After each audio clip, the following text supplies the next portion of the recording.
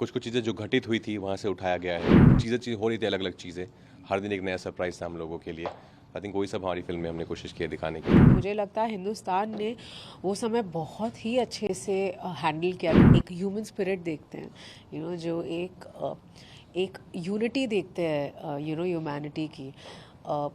उसी से इंस्पायर्ड है भी। हमारी जर्नीज अलग रही, लेकिन ये सारे किरदार एक पॉइंट पे आके मिलते हैं और फिर उनके साथ क्या होता है वही हमारी कहानी। क्या कहेंगे आपने जब इस स्क्रिप्ट देखी, जब आपने इस फिल्म में काम किया और वो रियलिटी भी देखी है आपने? बिल्कुल, वो रियलिटी देखी है, उसी के चलते ये फिल्म बनी है, क्योंकि कहीं ना कहीं ये सच्चाई के करीब है। एक फिक्शनल वर्ल्ड है, ऑफ कोर्स एक सर ने एक फिक्शनल दुनिया बनाई है, फिक्शनल किरदार है, लेकिन कुछ कुछ चीज़ें जो घटित हुई थी वहाँ से उठाया गया है और इन किरदारों को उन सिचुएशंस में रखा गया है। फिर कैसे ये उस चीज़ से निकल के आते हैं, क्योंकि जब कोविड काल हमने सबने देखा है कैसे हम एक दूसरे के लिए खड़े थे, बहुत सारी तकलीफें भी थी, दिक्कतें भी थी, पर एक ऑन अ ह्यूमन लेवल हम सब एक दूसरे के लिए खड़े थे और चीज़ें हो रही थी अलग अलग चीज़ें, हर दिन एक नया सरप्राइज था हम लोगों के लिए। आई थिंक वही सब हमारी फिल्म में हमने कोशिश की है दिखाने की। भूमि, पॉजिटिव पहलू है इसका? जी बिल्कुल पॉजिटिव पहलू है। देखिए, जो कोविड का समय था वो एक ग्लोबल फिनोमेना था।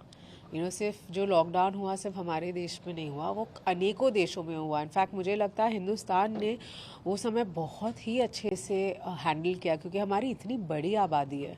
अगर हम कई डेवलप्ड कंट्रीज़ को देखें जिनकी आबादी हमारे देश की 20% भी नहीं है, वो क्रम्बल हो गए थे, लेकिन तब भी हम डटे रहे। और इसका बहुत सारा श्रेय हमारे सिटीजन्स को भी जाता है। गवर्नमेंट एजेंसी सब ने तो पूरी जान लगा दी, लेकिन हमारे सिटीजन्स ने उस दौरान आके जो एक दूसरे की मदद की, जो खड़े रहे सबके लिए।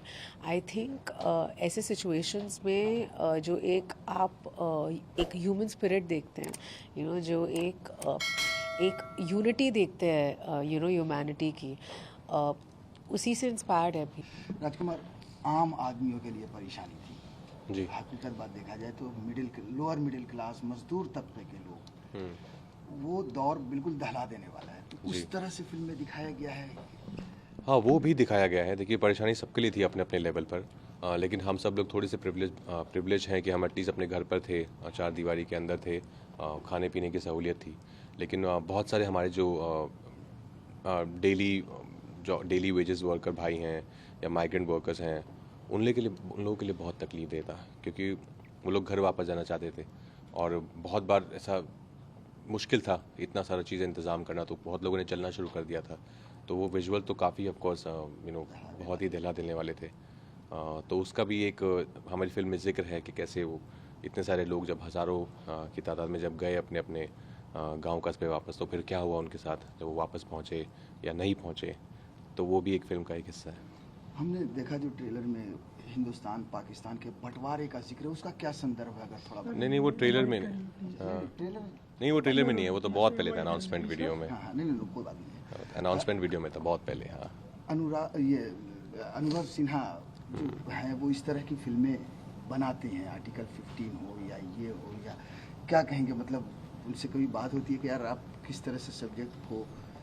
आई थिंक वो देखते हैं सोसाइटी को एक तरीके से, और जिनको लगता है कि इस बात पे एक फिल्म बनानी चाहिए, ये सोसाइटी को ये दिखाना ज़रूरी है, हमारे सिनेमा गोइंग ऑडियंस को ये दिखाना ज़रूरी है, तो उसको वो लेते हैं। उस पर ऑफकोर्स एक फिक्शनल एक दुनिया बनाते हैं और उससे इंस्पायर होके वो अपनी कहानी को कहते हैं। और मुझे तो आर्टिकल 15 थप्पड़ जो इतनी एक मुश्किल फिल्म है, मुल्क के एक हस्बैंड ने बीवी को थप्पड़ मारा है, उस पर पूरी फिल्म बना देना कि कैसे it's not right, you can not do that.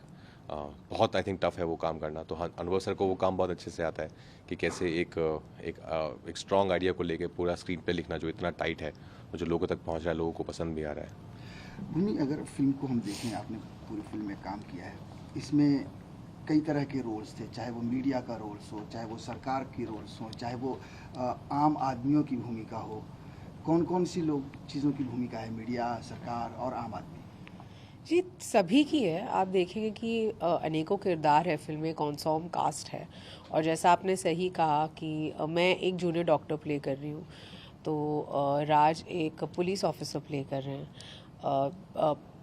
बाकी जो किरदार है, कृतिका एक रिपोर्टर हैं, दिया एक वर्किंग मॉम प्ले कर रही हैं, और बहुत अनेकों बाकी भी कैरेक्टर्स हैं। तो हमने कोशिश यही की है कि हम इन अलग अलग किरदारों के थ्रू जो अलग जिस तरह से सारे कोविड काल में इफ़ेक्ट हुए क्योंकि हम सब इफ़ेक्ट हुए, जैसे राज ने पहले का, लेकिन हम सबका लेवल अलग था, हम सबकी अंडरस्टैंडिंग अलग थी, हम सबका प्रिविलेज अलग था, जिसकी वजह से हमें हमारी जर्नीज़ अलग रही। लेकिन ये सारे किरदार एक पॉइंट पे आके मिलते हैं और फिर उनके साथ क्या होता है, वही हमारी कहानी है।